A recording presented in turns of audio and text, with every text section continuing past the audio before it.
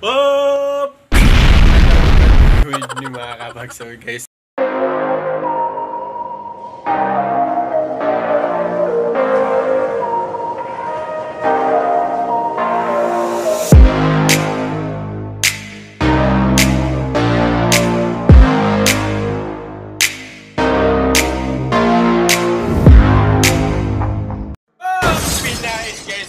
Pinais galing mga Sibuyan. Nagulat ka sa akin. Salamat manang Mimi ha. I love you. Salamat sa Pinais. So, in-steam na namin. Ito yung guys yung ulang sa tabang tapos sa dinigdig. Nilagyan ng yug tapos niluto sa gata. Ang tinawag ay Pinais. In short, Pinais. Nilalantakan na namin.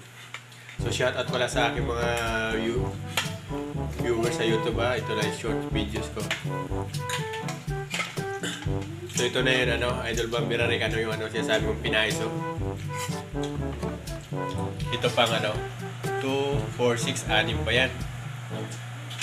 So ang pagkain niya guys, paunti-unti lang yung pigment yan tapos sabay kuha ng kanin.